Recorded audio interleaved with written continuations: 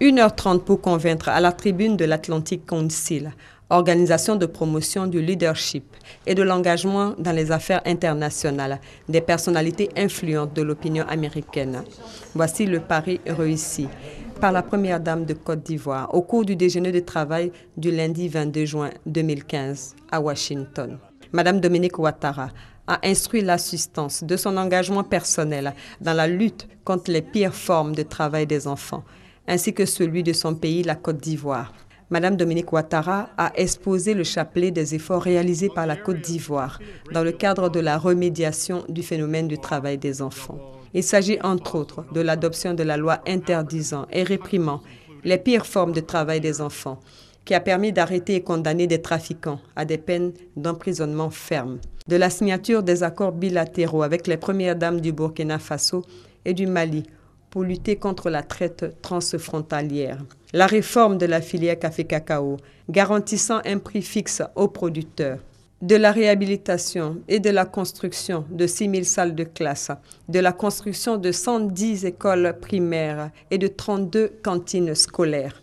Grâce à ces efforts, le nombre d'enfants victimes de la traite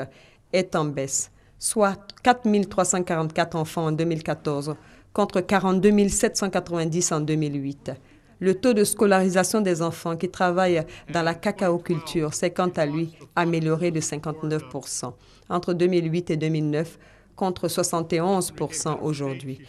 La présidente du Conseil national de surveillance s'est réjouie que le plan d'action national 2012-2014 ait été réalisé avec grande satisfaction. Dès son accession au pouvoir en 2011, le président Alassane Ouattara a pris des mesures vigoureuses pour combattre ce fléau.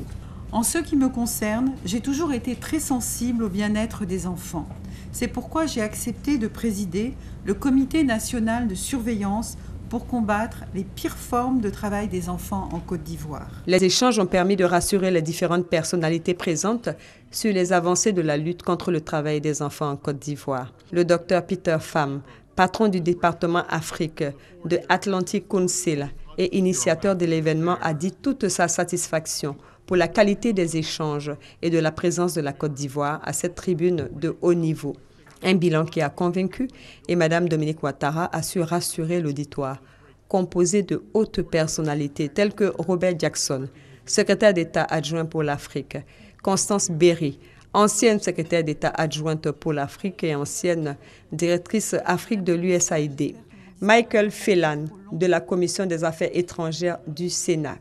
Nicolas Koch,